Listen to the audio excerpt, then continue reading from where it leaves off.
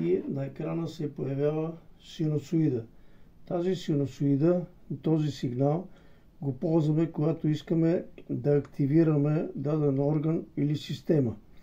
Ако искаме да промениме, да го направим на запер, натискаме тук и съответно виждаме тук правилните импулси, натискаме втория бутон и се появяват, вече работи, тук пише Square и се появяват правилните импулси, ако искаме да работиме като запер.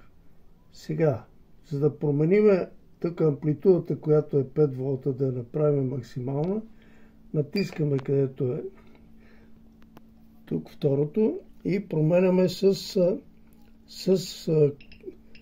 копчето, променяме да направим максимална амплитуда 20 волта.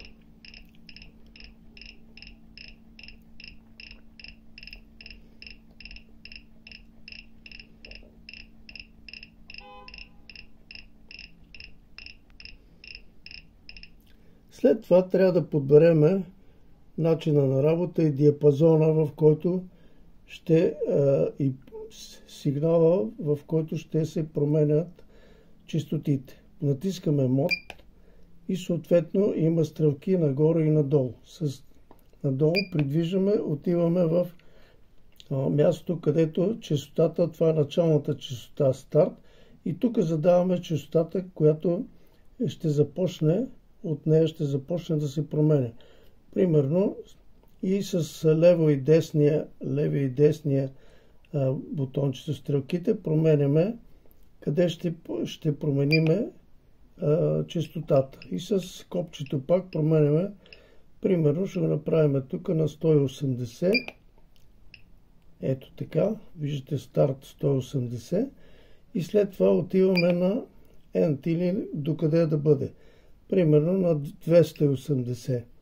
281 кГц, това са 1000 Хц.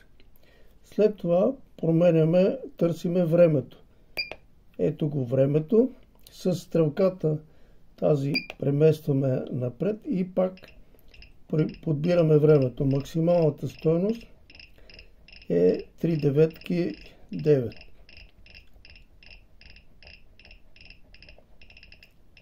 Ето.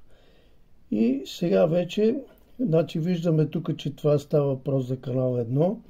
Канал 1 е включен, свети червено. Тук виждаме проводника, който отива към снимката. Тук може да се сложи и коса на един електрод, който е изолиран, и върху него поставяме и втория електрод, за да има въздействие на честотите.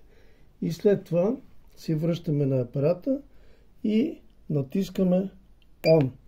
И тук започват вече да се променя честотата от началната до крайната, и това нещо ще се върти нон-стоп, докато не спреме апарата или ако спре ток.